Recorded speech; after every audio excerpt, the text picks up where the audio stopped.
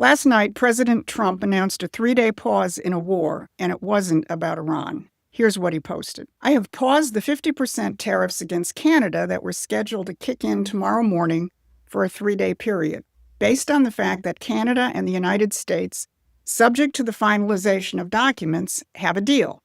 The great Keystone XL pipeline, long ago killed by sleepy Joe Biden, may be awoken from the grave.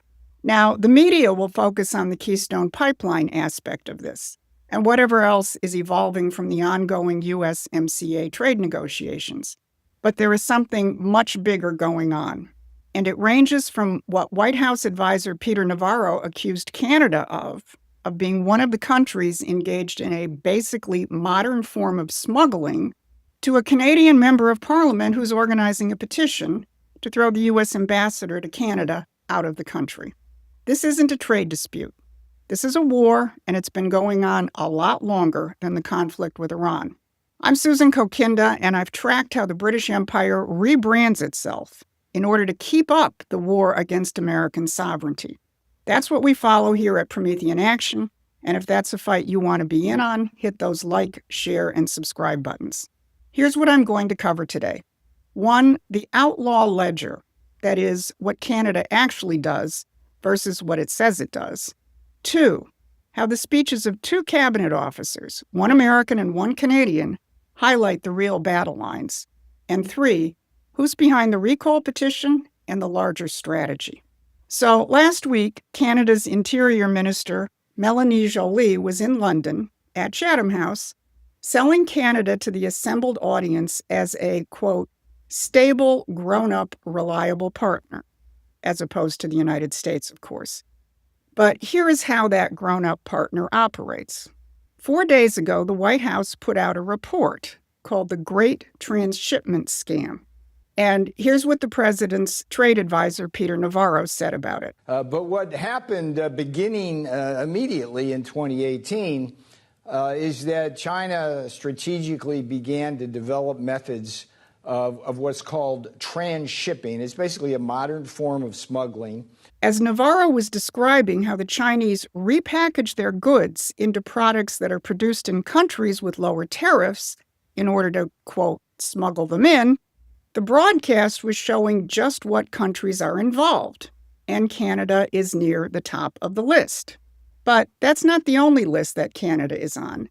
When the administration escalated its tariff strategy back in July, it targeted countries which failed to enforce measures banning goods produced by forced or slave labor.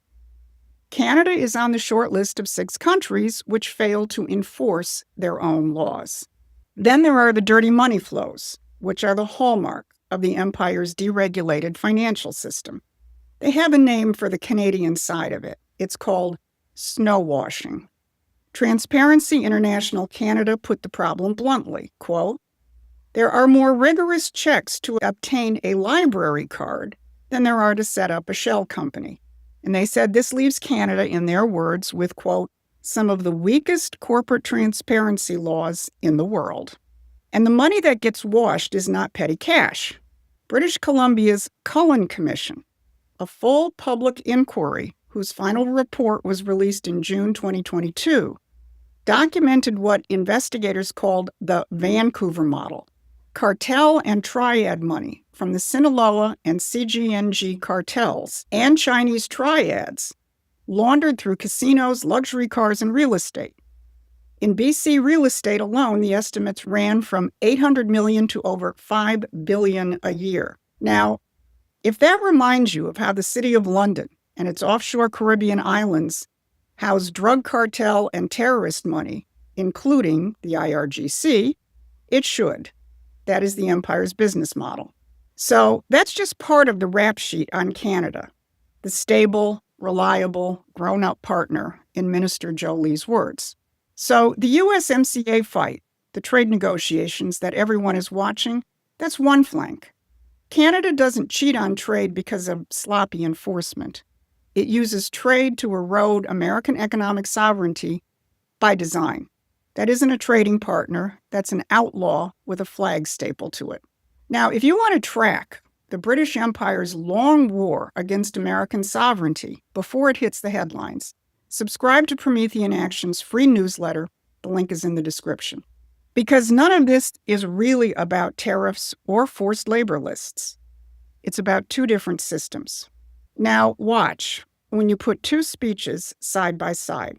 One happened in Midland, Texas, by our energy secretary in front of oil and gas workers, and the other by Secretary Joly again at Chatham House in London, in front of Britain's premier foreign policy establishment. Same subject, energy, and they couldn't be farther apart. Here's what Chris Wright, the U.S. Energy Secretary, said. Think about that. Human life expectancy at birth globally was 30 years, 20,000 years ago. It was 30 years, 200 years ago. The most transformative force ever to visit human civilization. Well, besides family and faith and morality and those things that power our inners. But the most transformative thing to the physical condition of humans ever is oil and natural gas. Today, life expectancy is over 70 years. All of that rise happened with the rise of the oil and gas industry. Let that really sink in. Wright isn't talking about barrels or pipelines. He's talking about why your grandmother's grandmother died at 30 and you didn't. That's energy as a civilization, not a commodity. And he didn't stop at history. He pointed to a new iron ore mine opening in Minnesota, the first one in 50 years, and a steel plant going up nearby that he called the largest in the world. Reindustrialization, this is the core of the president's economic policy, and it depends on modern sources of energy. Then he made the moral point, quote, 1 billion people live these awesome lives that we have. 7 billion people want to live the awesome lives that we have here. Now go to London, where Melanie Joly revealed Canada's new strategy. Of course, she wasn't freelancing. She was channeling Mark Carney's line about how Canada is leading the middle powers in a new alliance against the economic hegemons, namely the United States and China. And so, industrial policy is the new geopolitics. We've entered an era of geo-industrialization, where doing business together is no longer through only private markets. It is also very much through government-to-government decisions, where decisions are linked to geopolitical choices. So catch that new phrase, geo-industrialization. Now, what is the significance of that? It's the extension into economics of the British Empire's policy of geopolitics. In other words, run your foreign policy by treating nations as dispensable pawns on a chessboard, destroying them through wars or color revolutions, whatever is needed to keep the empire in control. Joly says that geo-industrialization is Canada's economic policy and especially its energy policy. And it's based on the same foundation. Use economics, or in this case, energy, as a weapon in the fight to maintain globalism in its new Mark Carney-led 2.0 form. Now, Joly comes by her imperial views honestly. Regular viewers of Promethean Action are not going to be surprised to find out that she studied at Oxford on a British government scholarship. So her speech at Chatham House was kind of a homecoming. Contrast her speech to Secretary Wright. He's talking about energy as a critical element in advancing civilization and creating a better life potentially for the 8 billion people on this planet. Wright wants to build civilization. Joly wants to manage the empire's control. One produces, the other positions. And that is what is really behind the trade disputes between the United States and Canada.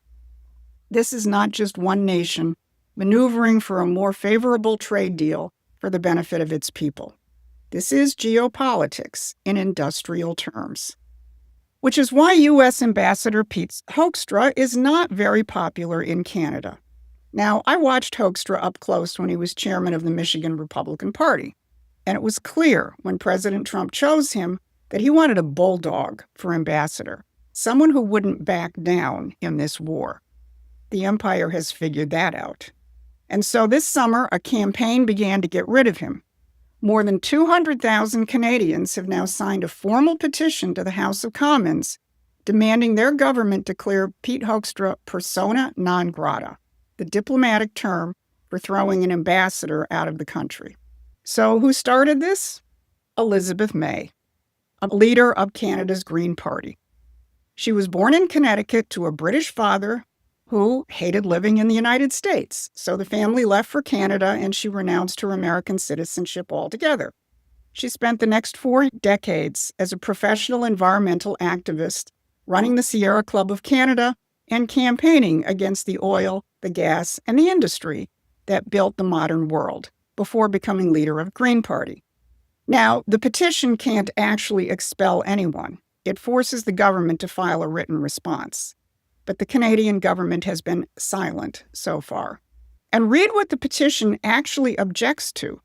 It attacks Hoekstra for normalizing talk of Canada as a 51st state, and for the fact that officials from the movement for Alberta's independence met with the U.S. State Department 3 times over the past year. Think about what that tells you. The province the establishment is most afraid of losing is Alberta, the one that produces the energy. The one, by the way, where the Keystone Pipeline originates. Which brings us to a question that the petition can't answer. If Canada is so eager to remove our representative from their country, what exactly is their representative doing here? Let's go back to what Melanie Joly is up to on this side of the pond.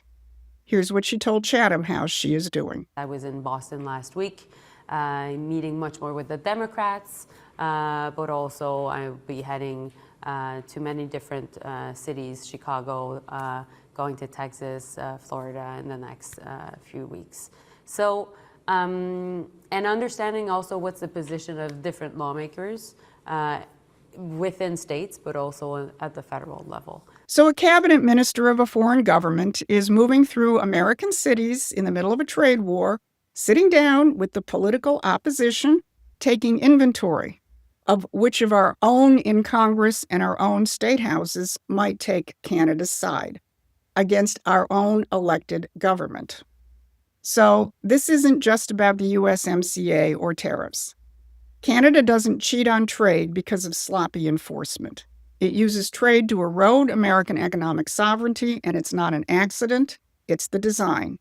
This is a fight between 2 systems, one outlined by Chris Wright to build the modern world for Americans and for the 7 billion people who need energy, who aspire to have what we have, and the one outlined by Joly, deploying the empire's new geo-industrial strategy, while a Green Party leader tries to remove the American ambassador who won't back down.